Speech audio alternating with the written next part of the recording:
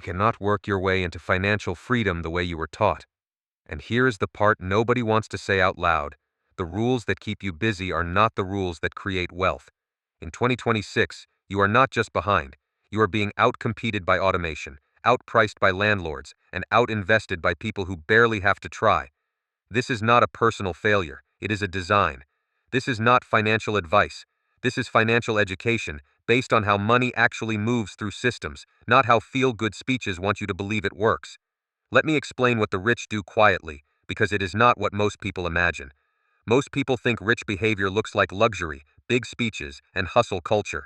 In reality, the richest people you will ever meet usually look calm. They are busy, yes, but not in the way you are busy. They are busy building leverage, building optionality, and building a machine that pays them even when they are doing nothing you would call productive. And while you are doing everything right, time keeps stealing from you. In the last few years, wages have struggled against housing, insurance, food, and energy. Even when headline inflation cools, the damage to purchasing power does not reverse. Your salary buys less than it did in the late 2010s, and your rent, your mortgage, and your insurance bills keep eating first. Meanwhile, the stock market can hit new highs, and a part of you wonders how reality can be so disconnected. It is disconnected on purpose. Now you might be thinking, okay, so what is the difference? What exactly separates people who struggle from people who compound? What is the specific mechanism? And why does it feel like the gap keeps widening even when you work harder? You are about to get the ugly answer. But first, you need the frame. The core difference is not motivation, it is not discipline. It is not that one group deserves it more.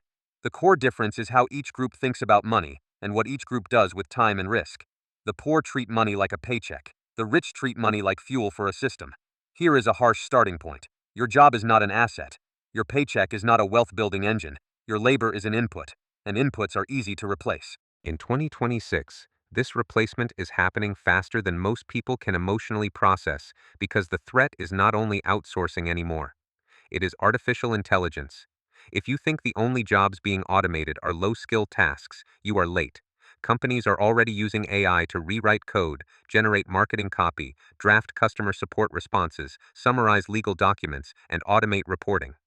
The learn-to-code advice from the early 20s era now feels like a cruel joke because AI can code better than most new hires who spent months building portfolios. So if your main plan is employment income, you are not investing, you are renting stability from someone else.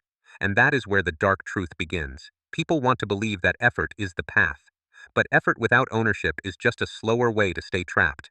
Picture a 32-year-old nurse named David. He works nights in a hospital because overtime is the only reason he can keep his head above water. He is smart, reliable, and exhausted. Every December he tells himself he will save more. Every January he says he will cut subscriptions and start eating at home. Then a rate increase hits his insurance and his rent renews at a higher number, and suddenly his savings plan is just a delay.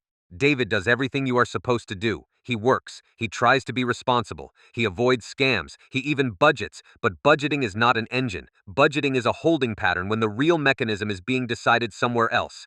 David is not failing because he is lazy. He is failing because his labor is competing with machines, and because his expenses are indexed to costs he does not control, and in the background someone else is using interest rates and markets to buy assets that do control their future.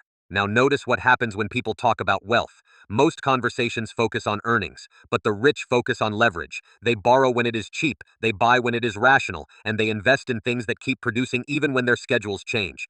That sounds like investing, but it is deeper than that. It is a worldview.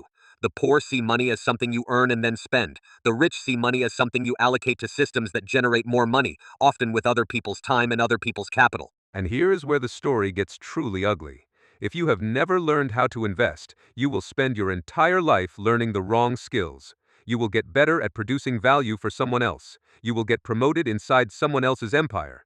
Then the day comes when the empire changes its software, restructures, automates, or simply decides your role is no longer worth the cost. Your experience does not protect you from a system.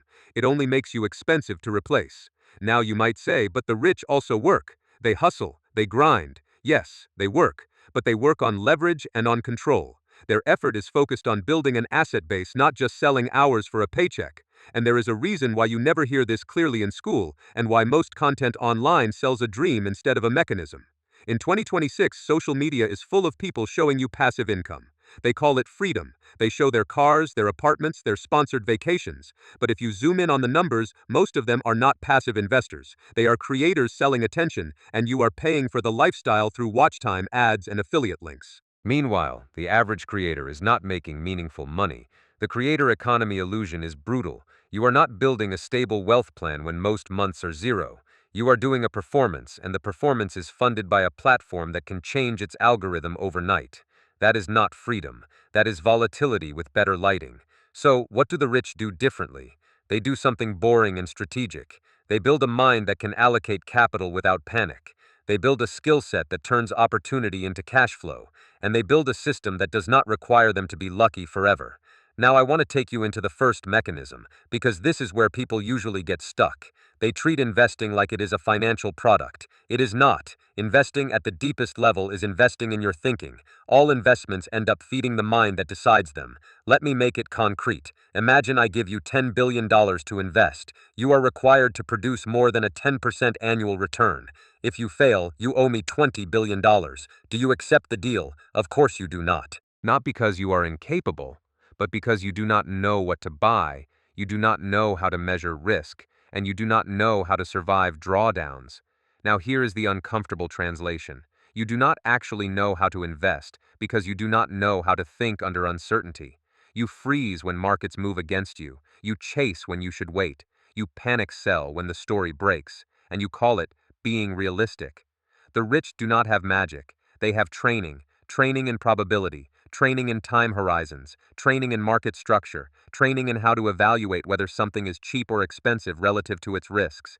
And that training starts when they are young, not when they are desperate. Most people never get that training because they live in a constant trade-off between today and tomorrow. If you are poor, time is expensive. Education looks like a luxury purchase. When you are struggling, every day that you delay work feels like a day you will fall behind. So you take the easiest path. You work now, you hope later, and you call it adulthood. But if you grow up in a system where your survival depends on immediate income, you will be taught to undervalue long-term investing in yourself. In the old world, maybe that was just a disadvantage. In 2026, it becomes lethal because AI accelerates the time cost of not learning. If you are behind on financial thinking, you are also behind on career strategy and behind on adapting to technology. You become trapped in roles that get optimized out of existence. And then the final insult arrives, the housing crisis. Housing prices have detached from wages in the United States, the United Kingdom, Canada, and Australia. That is not a temporary glitch. That is a structural change. When housing becomes an asset primarily for investors, it stops behaving like a basic human need. What happens to ordinary workers? They move from owning to renting, and then from renting to living with unstable costs. Rent can rise fast, mortgage rates can spike, insurance costs can explode because climate risk changes underwriting. People are not just spending more, they are planning less. They stop thinking long-term because long-term becomes unaffordable, so you can work harder and still lose. You can save and still be priced out. You can do everything and still get defeated by a market you do not control. And here is the cliffhanger inside this mechanism. You might think the solution is to work harder or earn more. But what if your problem is not effort? What if your problem is that you are playing the wrong game? The second mechanism is the wealth transfer through systems that punish spending and reward asset ownership. Here is a pattern you have probably noticed, but never connected. When you are broke, you spend more energy on getting by. When you are wealthy, you spend energy on managing systems. Poor people resist this fact because it threatens their moral story. They were told that hard work leads to success. So when they fail, they feel shame, and when they shame themselves, they also avoid studying what actually happened. Rich people do not avoid study. They study everything that keeps paying them. Let us talk about how charity often fails. Suppose you give money to someone who is struggling. What happens next? Sometimes the money buys time. Sometimes it reduces stress. Sometimes it helps a person survive an emergency. But in many cases, especially if they have a dependency relationship, it turns into consumption. A new phone, a new television, a fridge that seems like progress because it is tangible today. That is not evil, it is human. When you have been deprived, comfort feels like justice. But the rich know what the poor often forget. Consumption rarely changes your income path. It rarely creates leverage. It does not teach you how to make more capital. It does not teach you how to evaluate risk. So if your plan is to improve your life by receiving small bursts of help and then returning to the same system, you get stuck in a cycle that looks like progress but functions like stagnation. The dark truth is that most help is designed to keep people functioning, not to transform the underlying structure of their decision-making, and you can see it in the inflation story too. Rates can come down on paper after the central bank stops hiking. The Fed might say inflation is cooling, markets might rally, but your paycheck does not instantly become the same purchasing power it had in 2019. Housing takes longer, rent resets, credit card balances and auto loans adjust. Insurance reprices with climate risk, so even when the headline improves, the lived experience can stay brutal. What does the rich do during that gap between headline relief and real recovery? They reposition, they rebalance portfolios, they buy assets when fear is high and liquidity is available. They use credit lines that ordinary people do not have. They negotiate better financing because they are already positioned. You are not just losing to inflation, you are losing to financial architecture. Now let's widen the lens. Global debt is above $300 trillion and it keeps growing. That means many governments and corporations are dependent on interest payments just to function. When debt grows, power concentrates to the people who can finance it. In that world, wealth is not evenly distributed, it is engineered. And this is where the third mechanism hits. The rich do not wait for permission. They bet, they build, they compete. The poor ask, is this allowed? The rich ask, is this rational? And rational does not mean safe, it means calculated. Now let me bring back the question about motivation, because this is where people get emotional and stop listening. You are taught that the rich are rich because they are more disciplined. That is only half true. Discipline can get you employed. It rarely gets you wealthy. Wealth needs two other things. First, a way to compound money. Second, a way to survive the periods when compounding is temporarily negative. If you cannot survive drawdowns, you cannot invest. If you cannot hold through uncertainty, you chase. You sell at the bottom. You buy after it is too late, and then you blame yourself or blame luck. Meanwhile, the rich have risk systems. They diversify, they hedge, they understand liquidity, they understand that the goal is not to be right every month. The goal is to be right over time. So the rich invest in their brain first. They train themselves to see probability. They train themselves to see incentive. They train themselves to see what most people refuse to see. And what most people refuse to see is this. Employment is a transfer of your future output to someone else. When you work for a wage, you are exchanging time for money. When someone else owns the capital, they own the upside. That does not make workers stupid. It makes the system asymmetric. Now, in 2026, asymmetry is getting worse because AI increases productivity while cutting the number of human hours required.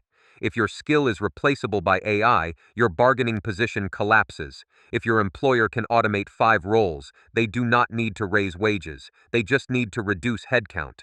So your hard work becomes a survival strategy, not a wealth strategy. And then comes housing, and then comes healthcare costs, and then comes retirement. Retirement is not a promise anymore.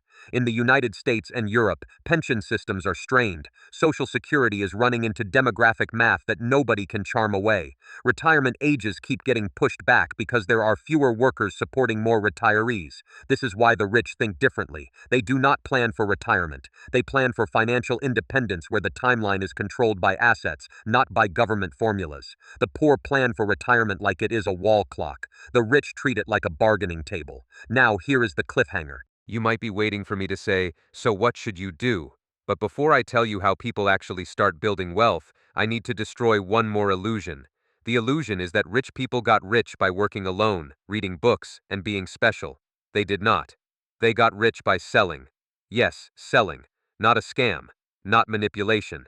Selling as in communicating value, matching demand with supply, and creating a transaction that moves money from a buyer to a seller. If you hate sales because it feels like being fake, you are already disqualifying yourself from wealth-building income streams.